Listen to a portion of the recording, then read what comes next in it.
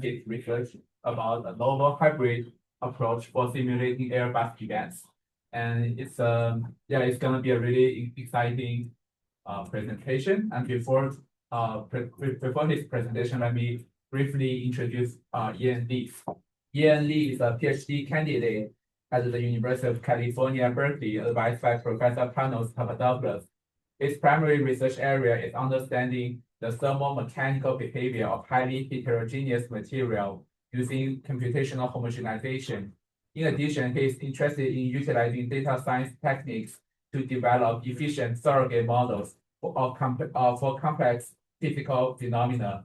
He completed his bachelor's degree in civil and environmental engineering with a minor in computer science at the University of Illinois at Urbana-Champaign in 2020 actually. And without further ado, Ian, please start your presentation. Hi everyone, I'm Ian. I'm a PhD candidate here at Berkeley, and I'm thanks Shan for the wonderful introduction. I'm advised by Professor Panos Papadopoulos, and here in this next 30 minutes, I just kind of want to present a little of my research, what I've been working on this summer, where I was interning at Lawrence Livermore with the Planetary Defense Group under the bigger strategic deterrence umbrella, where I was advised by Veronica Korniava and Evan Bionis. There are two postdocs there that I worked with this summer, where I have developed a novel hybrid approach for simulating airburst events. To kind of open up to kind of have a kind of physical understanding what exactly is airburst event or what's happening here. We can think of these airburst events or what happened when a meteorite entered the Earth's atmosphere and start burning up, and they're burning up, they're depositing energy along the trajectory. This energy now deposited now can generate stuff. There's new physical phenomena such as shock, right? These kind of things. Flat. And for this particular picture we see here is what happened in 2013 in Chelyabinsk, Russia, where we have a bolide about 20 meters in diameter went over it. It released about 500 kilotons of TNT. In the labs talk, they will immediately go and talk about how Nagasaki is only 32 kilotons, so this is something huge, and we got to pay a little bit of attention to it. Or, if we're here in Berkeley, you can think about this as, somewhere between a magnitude 5 and magnitude 6 earthquake. So, we got that retrofit up on the stadium up there too. So that's a big thing. When this happened in Chelyabinsk, caused over 1,000 indirect injury. You can see with the blast, as the blast emits, windows shattered, and more than 7,000 building damaged there. So this is some phenomenon we kind of need to have an interest in studying. And this is actually a very interesting phenomenon because it's a very physics-rich phenomenon. On the onset, you can see this is a fluid-solid interaction problem as the bolide travels into the atmosphere from space, and it goes streaming through the atmosphere, and it's streaming at hypersonic flow velocity. So here, a lot of our physics start breaking down. Your gas dynamics, standard gas dynamics, no longer apply. Your ideal gas law fails because now you have additional energy modes that you need to track as your particular, air particles have vibrational and rotational modes, and you need to track for their equational state. And for the solid, we're also dealing with a complex problem here, right? Not only is as the bolide is burning up, it's breaking it. There's a fragmentation problem, and we had to look at how these kind of more, some more organic rocks versus some more metallic rocks have a wide range of material properties that can govern how this fragmentation occur. And there's some little samples here that we presented from, Chelyabinsk and different asteroids that crashed down, and we do take in them to get property. And combine them all together, this is also a data spark problem. First Chelyabinsk photo we saw happen in 2013. The next one we have in 1908 in Tunguska. So we're not exactly here working with something we can exactly replicate in a laboratory, get a lot of data points capturing. So hydrocodes such as CTH or E3D, both developed in India and Lawrence Livermore, are kind of our best bet at kind of understanding, hey, what happened when a rock travels at hypersonic speed, going through the atmosphere, start breaking up, because we're not finding a laboratory where we can shoot these rocks like that. And for this particular project, I'm actually working with, moving out the finite element world and into mesh-free land of Spiral++. Spiral++ is a smooth particle hydrodynamic code developed at Lawrence Livermore National Lab. It's an open source, parallelized, And in fact, the group I'm working with have developed a particular fluid solid interface solver that there to kind of work with material with dissimilar density, right? The air and the bolide density are going to be extremely dissimilar. And traditional SPA have some sort of limitation trying to struggle between how to reduce artificial surface tension. So going back to jump to the gun, that's just photo being played in here. This is the SPH simulation of an asteroid going circular of a spherical asteroid going through a bolide as it breaks up. And I put it on loop. You guys see it expand. I think Shen put that on the poster for everyone to see here. And that's cool and all very well done as spheral. But as we all know, hydrocos have a catch. And the catch is, it's expensive. That particular three-dimensional simulation to solve took about more than 1 million CPU hours running, cranking out, that's why Livermore had their own little power station and water cooling station there to support their little computing facilities there. And even for like a 2D dimensional simulation where you just have one set of inlet conditions, sitting air particles screaming here, hitting a particular bolide solid here, this particular simulation still take about 10,000 CPU hours. And you guys, people who are a little bit more clever, might see a little reload here because I actually had to run a restart file on these guys here because they don't even run in full 24 hours here. So, but these emulations are great because now they're high fidelity. We're tracking both materials simultaneously, but sometimes we might want something faster. And this is where we can kind of take advantage of looking into the physics and kind of trading away fidelity. We don't need to have the most high fidelity simulation while we can have some acceleration in our computational speed. Here, we're kind of, there folks have done this before. I think Ruko from MIT actually have done this before where they, instead of explicitly simulating the whole bow shot that developed from the bolide, we are able to kind of use the whole gas dynamics by replacing the bow shot with a surface traction force. That now turns this entire, before that was a full fluid solid interaction problem. Now this is turned into almost like a compression task. The fact I'm saying it was noted that it almost at the start, still under linear elastic regime, it started looking like a Brazilian disc compression test. It had the exact same kind of stress forces where you have now the body force fixing in, surface traction force compressing the body. And this simulation run a lot faster, under CPU hours, and a lot faster. But as you know, I notice here, this particular deformation mode looks a lot different, right? We start getting the tips to shred off, and this whole deformation mode no longer looks the same. And that's because this is what happened when the particular assumption that led us to replace the surface traction forces are failing. As the disk started to undergo finite deformation, higher order effects started to kick in, and we can no longer do such an assumption. And my goal for the summer was to develop a physics package that we can take advantage of this lower order simulation. We can run this compression test, develop some sort of hand-on techniques, such as, hey, what if I ran this for 2 seconds? What happens if there's 1% kinetic energy loss? And once I have some sort of criteria to decide which regime am I living in, and is my, nice surface traction assumption broken down enough, I will transition this simulation into the higher order or the full fidelity model where I can have air particles running in, kind of more accurately capture this particular shape, those bow shot development. So, and the summer I spent a good 2.5 months trying to develop.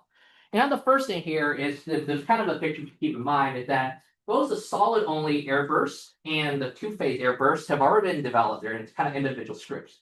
But those two scripts doesn't talk to each other. And sure, we can kind of just clutch them all together and just have, mysterious functions within a function, within a function, within a function. That's not very productive, and there's a lot of bugs, and you start sitting there trying to trace down. Why am I getting a memory out of bound here? What's going on here, guys? So a big part of my effort initially was kind of writing kind of a hybrid setup script where I'll have the air node sit on the left-hand side, patiently waiting. Well, initially we'll apply surface traction force on this particular solid bolide, and getting compressed like elastic little ball. And once I get to my handle condition, whatever that might be, I will let the air nose come in. That and a slower animation look like this, but this particular animation actually has a lot of detailed physics here, because not only we need to make sure have the transition happen, we need to make sure this transition happens smoothly. Because you can imagine you're suddenly releasing off all that supposed surface traction forces, then these air particles traveling at hypersonic speed, hitting your particular bolide. That particular thing will cause a lot of unphysical or unwanted physics. Got a lot of rating effect. Your bolide start blowing up mysteriously during simulation, and you just get to look at an empty space on your whatever visualization software of your interest. Now that's kind of what happened is that we take advantage of what already been developed, which is called soft start, which is instead of having the air particle comes in at hypersonic speed, you slowly ramp up the particle. But here, not only do I slowly ramp the particle as it travels over to hit the bolide, but it kind of slowly envelops the bolide. I also need to slowly remove the surface traction forces that was initially simulating. But at this particular point in the transition region, it's actually very sensitive because not only I'm slowly releasing off the surrogate forces that we're using to kind of predict what the bull shock is doing, I'm also having to have the air particles slowly develop around the bolide without causing any additional damage. And a lot of things that could have gone wrong here is that what happened when you send the air too hard? Because SPH is a mesh-free method, there's no reason why the solid nodes should push the air nodes out. You can get air nodes embedded themselves in front of the bolide here. This is the picture of the pressure visualization. You can see the nice bull shock developing, and then we see almost little cold spot occurring in front of the bolide after handoff.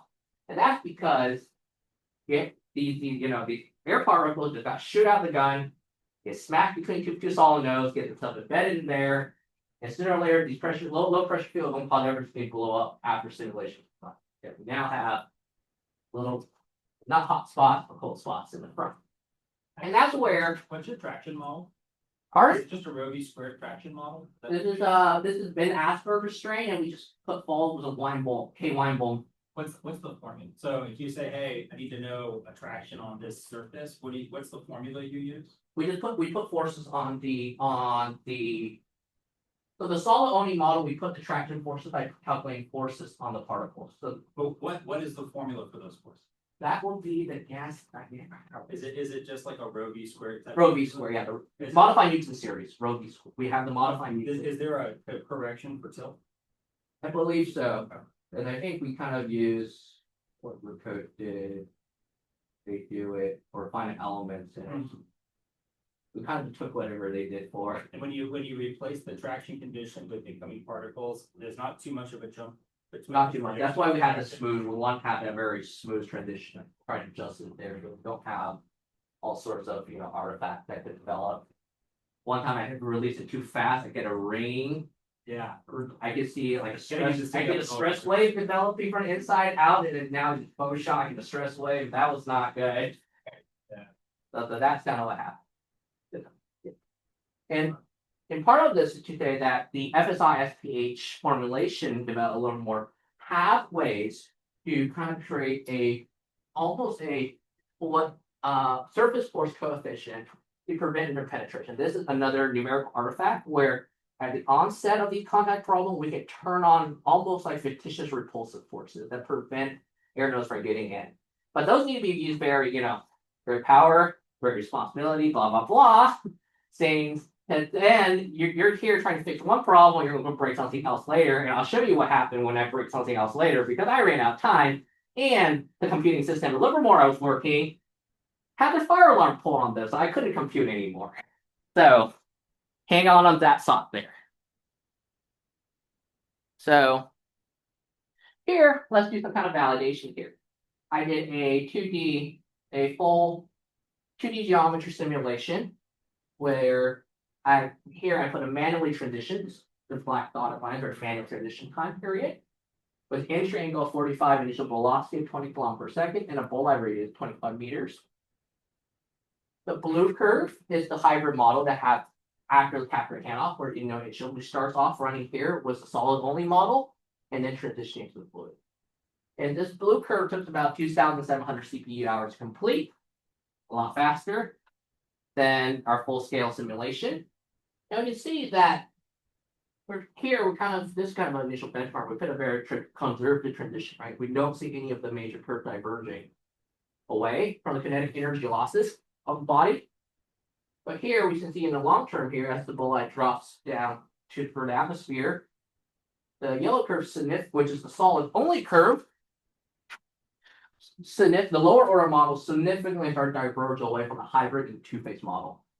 And that's only good to catch that, even though it does not align, these are a lot closer, and we're still getting a very big computational gain on our simulation. What is more exciting if you kind of look at what the normalized energy deposit rate curve. That is the interchange in energy of our predicted simulation. That's what we can think about what's energy this bolide are releasing to the atmosphere. And what's exciting is that we're able to even capture the very similar characteristic with two little bumps, because the hybrid method was able to correctly capture the fragmentation mode. So we have the correct energy deposition, whereas the solid only, it just kind of goes straight off and have a complete. And to kind of animate that, we have the lower order solid only simulation, hybrid simulation, full 2-order scale simulation, all running in tandem here. And we can see here that this fragmentation is starting to fragment a lot earlier, and doesn't have that same pancaking bending over and then breaking up. And that's kind of a big thing. What we were able to do correctly was that we were able to get the hybrid method to have the same breakup mode as our full fidelity simulation. And remembering that fictitious surface, the arched surface force we're talking about, most of us keen eye might see that after transition, we start seeing a little line of damaged particles sitting here. That is caused by that repulsive force that we're here to prevent air particles to get in here. So that the little kind of damage there is also another artifact that probably need to be fixed later on, but at the time we ran out. And that kind of leads to the conclusion here, where we hate that through my summer work at Livermore. I really appreciate them for giving me the internship opportunity to develop a novel hybrid physics package that can kind of take advantage of both the speed up from a lower order physics model, from a lower order model, and also while retaining the fidelity of a higher order model. And kind of now the kind of semester that I'm kind of still currently working on. Initially, we're hoping to apply this to 3-dimensional simulation, but computing resources are a little bit competitive, so that's kind of on the back burners a little. The other thing here that in the particular benchmarking initially during an internship, I really want to look at 2 particular handoff conditions. One is the time. I pick a time in the simulation and I hand off there. That's not very realistic and a more generalized or modularized setting. Second thing I picked was kinetic energy, and that's the most conservative kind of handoff condition they can put out there, right? That's kind of thing that, hey, if my little bolide had lost enough mass or lost enough energy to travel away, I think I have to have some sort of significant deformation, so therefore I need to hand off there. To particular, because we're all at least I'm mechanical engineering here, that we're taking, interested in this semester kind of to postulate what would be kind of a strain-based approach, and and what would be a kind of a strain-based approach to kind of look at how much this bolide had to form. Some potential software we've been playing around with is kind of using sphericity to see how much, at least for circular bolides, how much the sphericity of the bolide had, degraded. That might be a particular thing handoff, right? As it, become pancaking and start bending. Maybe that'd be a more aggressive handoff that we can use to play around with. Another one is kind of our stress-based. We're thinking about what can be a possible stress-based approach for handing off a particular simulation. And for the stress-based one, that kind of motivate back to kind of the initial Brazilian disc test, right? We have a diametric compression test.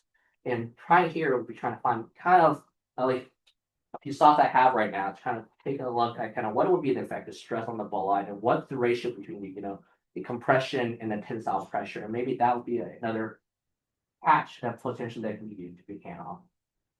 And yeah, with that, I think that's gonna be my presentation. And any questions?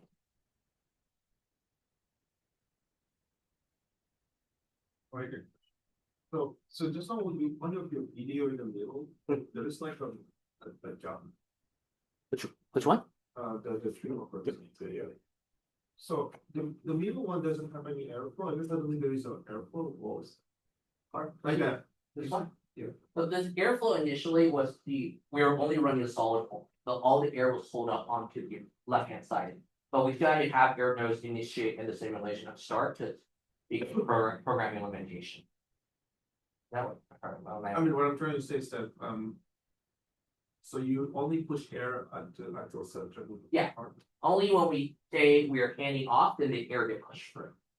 Or else the air just sit here. In this simulation right now are matching. Because we only have traction forces until the hand-off condition, then the air nodes can then enter for the high fidelity simulation. So on the second simulation, when you see the damage particles with the, it does come from like the initial impact with the. These guys came from the initial damage of the airflow. These guys are from the bow shock.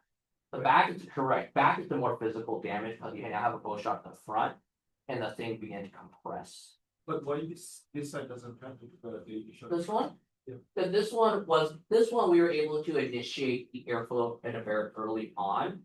So and also when this bolide we initialized the airflow initially, this bolide had not undergone damage. So this was having a higher strength, so I didn't need to play with the surface force coefficient.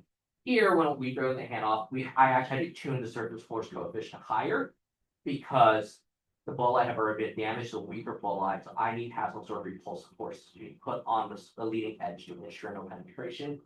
But that requires a little more calibration to make sure there's no damage developing based on. That's why we see damage develop front and no damage develop this particular front. Because this bolide starts was no damage, this bolide started was damage.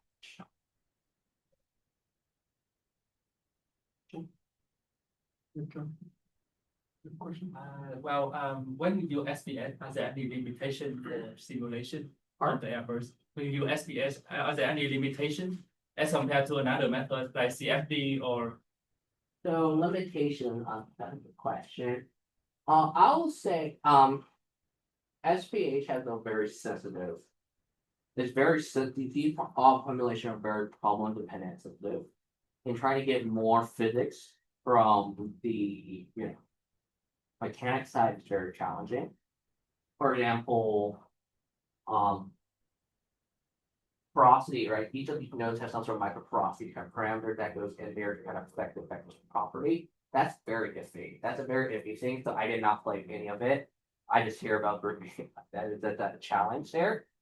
I think, and also it is a mesh-free problem. So, you get some gain on a fracture problem, but you also lose some gain on, right? And I think the biggest thing would be that the initial solid only simulation is actually a lot more challenging to set up, right? You might think that if we're doing this test might be your standard, two Dirichlet boundary condition type of problem you can set up on your finite element grid, right?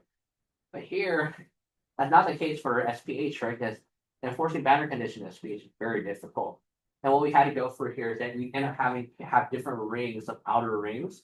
And on each of these outer rings, we had to put on forces on each of the individual particles that matches the surrogate forces. So imagine the solid problem instead of just saying, okay, hey, I have some sort of forcing term. I had to go to each particle on top, put on a force calculation, and as it fractured each of these new fractured nodes, right? Each of these nodes that fractured off had to go and it's now gone into boundary condition calculation as well. So, right, and this other, so simulating this problem actually was a lot harder than, for the fluid here, we just need to keep resetting the reference frame and just have air particles shoot that here, right? This was actually a lot easier to do than this guy here.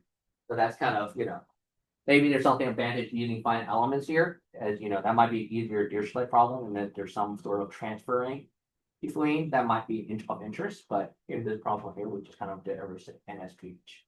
I think for the rocks or like all this asteroids, I think it's okay to use SPH, but I think what you're probably thinking is, why you put the air model with SPH? Why you wanted the air as SPH as well? Because, for example, at the backside, right, you will have negative pressure, right? Yeah, That's actually the a motion very price. fast, like, yeah. So in SPH, if you have like, and density of the particle is really less there. Yeah. And particle, as you probably know, in SPH, the kernel was actually a function of the density. And if the density is actually, you have to somehow modify the Yeah. kernel. I'm not sure the pressure is correct. That's a, yeah, so that's a, so from my best understanding of the ability here, and that this particular problem is fiddled to only match mechanical. This is pure, this is a very, I think, application to mechanical getting kinetic energy deposition. No, but like the pressure, so for example, Yeah. something, the negative pressure. Yeah, the negative pressure down here was the boat, the weight, right? Right, it will strengthen the materials at the back, right? Because it just give you Yeah. sort of like a push, like a push. Yeah. Instead of actually making separate, it's actually flipping. So I mean, I'm not sure whether you plot like so for example, there's one slide that you show of, is it force? This one, yeah, here. Why the back color is white? I think it should. Those are what happen when there's not enough nodes there. There are no nodes for them to calculate the tessellation of the weight shot. Wait, Oh, I so this is, But but this is normally like- I visualize it with particle point. This one I actually visualize with tessellation. So it's like point for particle. Yeah, point of particle, yeah. And there's no points in these regions. Yeah, where exactly. it's This tessellated. is what I'm trying to say, because in the regular air, everything is enclosed, right? Yeah. As long as it's really hard to create vacuum, because vacuum means like you're gonna suck all the air inside. No, yeah, yeah, so. My understanding, at least from when I'm talking to the group, is that they're, SBA has its limitation. And especially also. Even better, just hypersonic, here we're not actually even, we're still modeling this using, gamma gas law, but we're tuning down specific system. To get the correct pressure jumps here. I think the focus on a lot of these, this particular model is my understanding, but some are looked at, the goal was to get a very particular problem, having it to. More kind of an estimation of different angles and trajectory, and that this is definitely a limitation. I think that's why they even have the full setup of this FSI SPH, because again, like you said, that the silver material and all that, it's artificial surface tension. Going here, those pressure are going to cause a lot of issue. I think that's okay.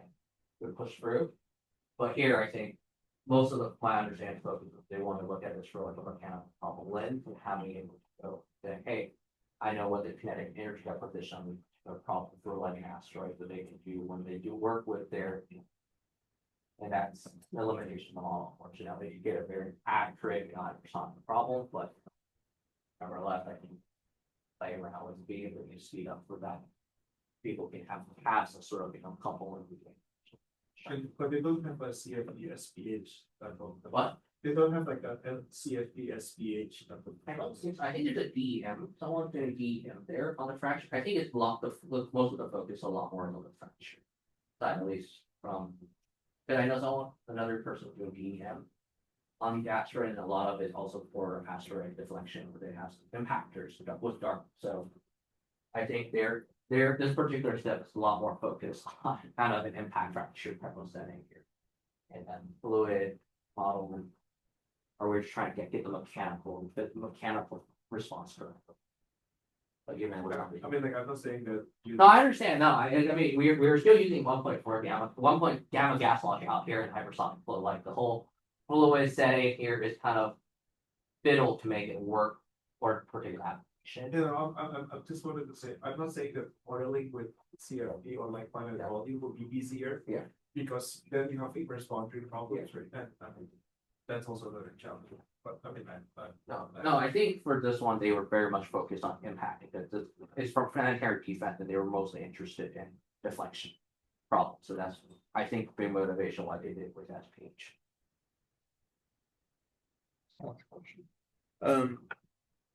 So we only saw one transition point here. Obviously, you're thinking about when that transition should happen, but have you tried others arbitrarily yet? I ran out of time, and again, Yeah, I was just the fire alarm went off in one of the living computing buildings, so. I mean, I don't know. This is also a problem for us at Geotech.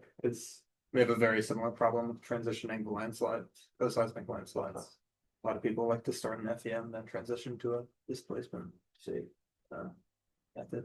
I know, I haven't got a chance to play a lot of different transition and the most of the transition has just been kinetic energy, time and geological improvement time. Was trying to play. That'd be interesting to teach. Yeah, like, Okay. the thing is, like this, you have a straight line where you use translation, right? Yes. If you modify that time, the results will change. Yeah.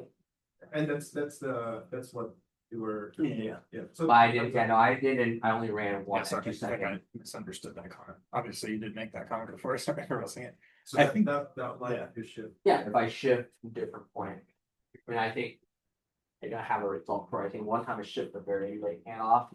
The air comes in when like the Yeah. solid just completely disintegrates, the moment it comes in, and that's kind of where you. Yeah. We have a very, very conservative kinetic energy. I think it's less than 1% type of handoff there, just to be able to get it to. Have it safely transition. But So then I think, determine this transition. this one, I kind of, well, this, I cheated because I ran both the full scale simulation and the solid only simulation. I put them up side by side for visit. I clicked through time step and be like, I think at this one, they still look the untechnical, and I think this as far as I can go out for this particular goal. So I picked, that's why there's this mysterious 2-second game pick, because I have already crunched out the true solution and been backtracking to see how well will the hybrid model perform. Because the hybrid model should perform well based on the handoff after I crunch the numbers like that, but yeah, I think what. then I think, I guess, in relation to the other, how much does, so it's very nice, obviously, that the modes look similar in the long term. How much does it matter how closely they match? Right, I think is my question. Because I don't have a gauge of this problem for, No, I also have very yeah.